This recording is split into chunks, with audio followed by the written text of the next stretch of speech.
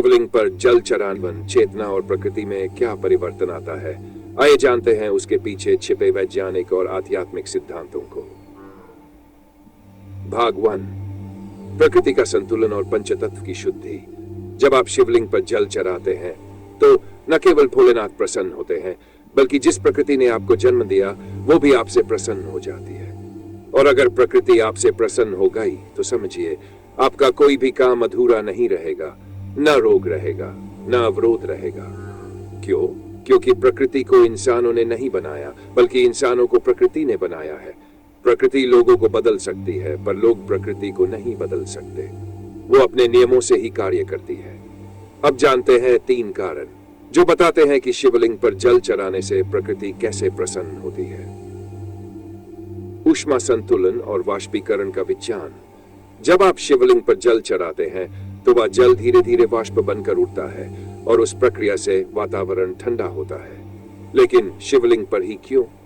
क्योंकि शिवलिंग काले रंग का होता है और काला रंग ऊष्मा को अधिक मात्रा में सोखता है। आप जल चढ़ाने से पहले उसे छूकर देखिए, वो गर्म मिलेगा। तो शिवलिंग पर जल चढ़ाना एक ऊष्मा संतुलन की क्रिया है। पंचतत्व का संतुलन। जब आप जल चढ़ाते हैं तो उसमें 5 तत्व समाहित हो जाते हैं। अग्नि तत्व, शिवलिंग की ऊष्मा। वायु तत्व, चारों ओर उपस्थित। जल तत्व, जो आप चढ़ाते हैं। पृथ्वी तत्व, जहां जल बहकर समा जाता है। आकाश तत्व, जब जल वाष्प बनकर ऊपर उठता है। यह क्रिया पंचतत्वों के बीच संतुलन स्थापित करती है, जो संपूर्ण प्रकृति को प्रसन्न करता है। प्राणियों का कल्याण और सामूहिक ऊर्जा। जब प्रकृति संतुलित होती है तो पृथ्वी पर हर जीव सुख और शांति से जीता है। यह सामूहिक संतुलन आपके एक छोटे से कर्म से उपजता है। यही कारण है कि जब आप शिवलिंग पर जल चढ़ाते हैं तो आप केवल भगवान की पूजा नहीं कर रहे, बल्कि समस्त जीव जगत का कल्याण कर रहे हैं। अब बढ़ते हैं अगले स्तर पर। भाग 2, प्रकृति और ब्रह्मांड। एक ऊर्जा, एक चेतना। क्या आपने कभी सोचा है कि प्रकृति और ब्रह्मांड एक जैसे नियम क्यों अपनाते हैं? क्योंकि शिव ब्रह्म चेतना और प्रकृति उसी चेतना का सजीव विस्तार। जब आप प्रकृति को स्पर्श करते हैं तो आप शिव को स्पर्श करते हैं। जल, एक स्मृति रखने वाली चेतना। वैज्ञानिकों ने सिद्ध किया है कि जल भावनाओं को ग्रहण करता है। जब आप श्रद्धा से जल चढ़ाते हैं तो वह ऊर्जा शिव तक पहुंचती है, फिर लौटती है समाधान बनकर। वृक्ष, शिव का स्थिर रूप। वृक्ष भी शिव की तरह मौन, स्थिर और देने वाले होते हैं। वे छाया, फल, वायु और जीवन देते हैं बिना कुछ मांगे। इसलिए वृक्ष सेवा, शिव सेवा। प्रकृति आपकी पहली गुरु। नदी से बहना सीखिए, पर्वत से स्थिरता, वृक्ष से धैर्य, आकाश से विस्तार, धरती से सहनशीलता। जो इस विद्यालय में सीख गया वही सच्चा योगी बनता है। शिव आप ही हैं। शिव कहीं बाहर नहीं, आपके भीतर है।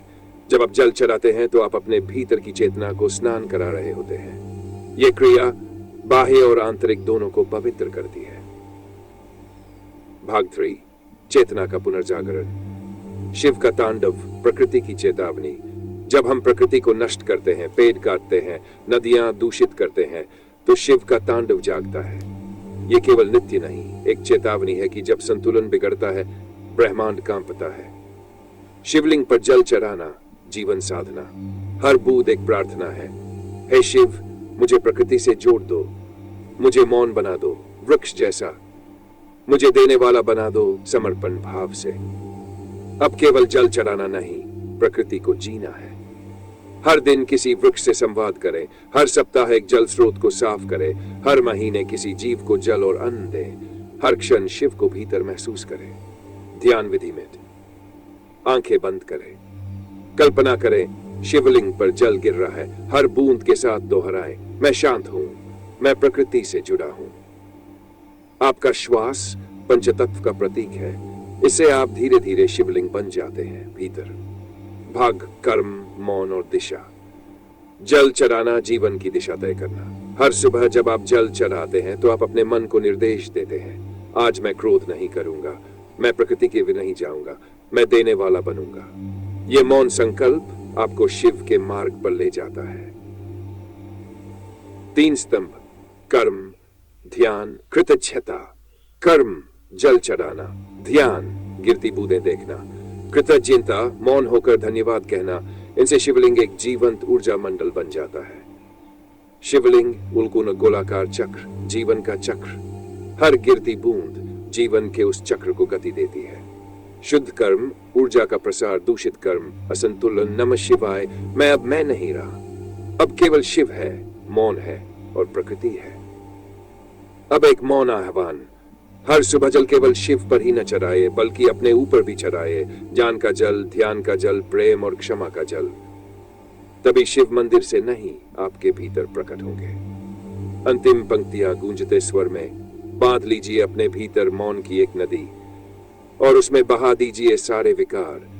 फिर देखिए शिव आपके भीतर कैसे प्रकट होते हैं। यदि इस अनुभव ने आपको भीतर से छुआ हो तो इसे केवल जान न समझे, इसे अपना दिनचर्या बनाए करें, शेयर करें और कमेंट में सिर्फ लिखे आन शिवाय, ताकि यह ऊर्जा संपूर्ण ब्रह्मांड में फैल सके।